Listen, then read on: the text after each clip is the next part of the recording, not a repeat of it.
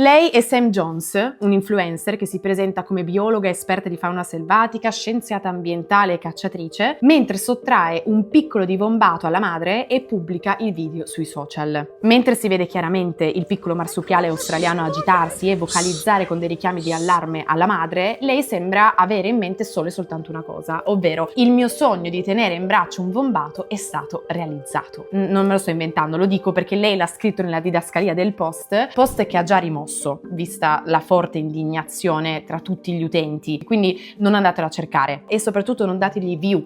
Perché? Perché questa vicenda è l'ennesimo esempio di come la ricerca di visibilità e di approvazione sui social possa davvero trasformarsi in una mancanza di rispetto e anche in pericolo diretto per gli esseri viventi. Gli animali non sono degli oggetti di scena per realizzare dei video virali e ve lo dico veramente con sincerità. Nel mio canale io potrei facilmente ottenere milioni di visualizzazioni se io sfruttassi gli animali per aumentare la mia notorietà. La maggior parte delle volte invece voi vedete i miei video che sono riprese brutte, sfocate e anche lontane, perché tra l'altro per fare delle belle riprese si deve investire in delle fotocamere capaci di riprendere gli animali da 500-600 metri di distanza. Quindi non è un caso se io faccio delle riprese brutte e lontane, lo faccio per rispettare il loro spazio e garantire che loro restino indisturbati. Ed è questo che conta davvero, perché solo così, soprattutto in quanto etologa, posso capire davvero come vivono, come si muovono, come si relazionano nel loro habitat. Interferire in quel momento significherebbe alterare quei comportamenti e questo vanificherebbe ogni tentativo di studio e di osservazione autentica di quell'animale. Noi non abbiamo idea invece di quelli che sono i danni che noi possiamo causare con comportamenti errati come questo, quindi parliamone. Prima vi ricordo che se volete continuare a sostenere il nostro lavoro ed essere informati sulle vicende che riguardano la convivenza con gli altri animali,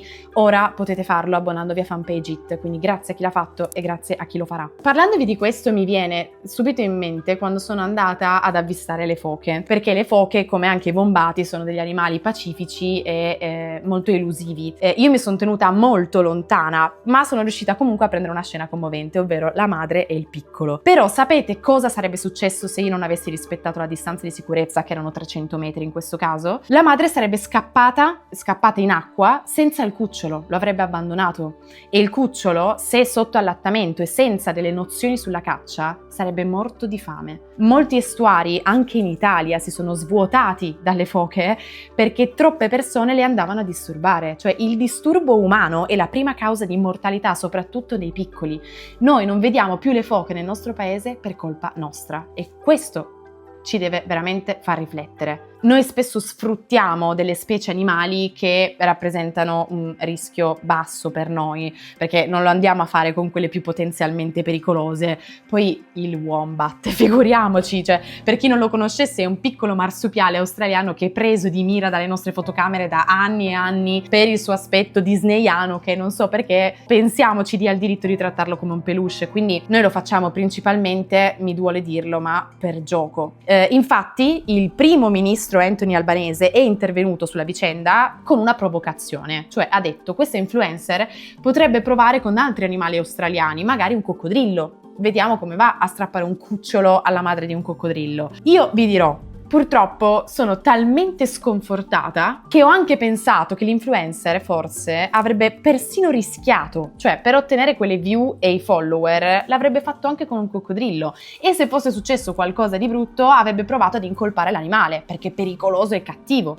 E questo tipo di dinamica si è verificata innumerevoli volte, cioè incolpare solamente l'animale per la reazione naturale senza però riconoscere proprio nessuna responsabilità umana, nonostante sia stata la persona a provocare quella situazione. E purtroppo questa mentalità è molto diffusa, lo vediamo anche in Italia. Solo l'estate scorsa, non so se vi ricordate, un bambino di 9 anni in vacanza con i genitori in Sardegna è stato morso da un cinghiale sulla spiaggia di Cala Corsara e il motivo era legato al fatto che l'animale fosse abituato a ricevere cibo dalle mani dei bagnanti, nonostante questo fosse espressamente vietato. Questo cosa ci dice? Che abituare gli animali selvatici al contatto umano li rende meno diffidenti, si avvicinano avvicinano e quindi esponendoli ed esponendoci a dei pericoli come incidenti o malattie o nel loro caso anche essere cacciati. Cioè la cultura umana davvero sembra essersi distanziata così tanto dalla conservazione della natura da perdere proprio la sensibilità e l'empatia verso delle vite reali.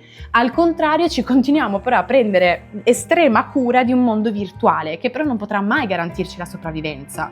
Anzi, diciamo che alla luce degli ultimi studi questo mondo virtuale sembra causare danni significativi anche a noi. Voi potreste pensare a questo punto: mamma Marghe, ma come sei pesante, l'ha solo preso in braccio, non serve fare tutta sta predica.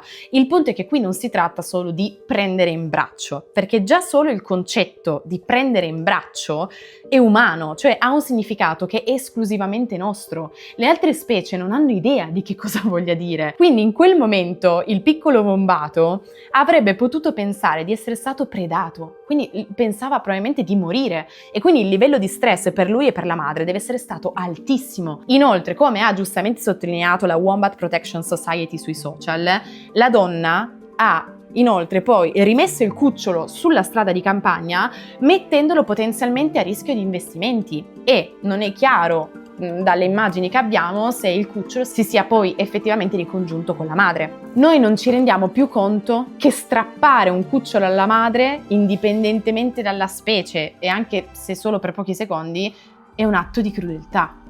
Io non sono qui a fare la predica, ma per cercare di far riflettere su quanto possa essere preoccupante anche solo questa frase e questa affermazione. Io lo so che a volte viene fatto con buona intenzione, lo so che è insito nella nostra specie accudire tutti i cuccioli, ma le altre specie non hanno bisogno di questo. Noi ragioniamo su cosa è giusto e sbagliato per noi, ma loro non hanno la nostra etica, la nostra morale, non se ne fanno niente. Ancora di più, se noi non conosciamo le dinamiche di una specie, la cosa più bella veramente che si possa fare per quei cuccioli irresistibili è lasciarli stare.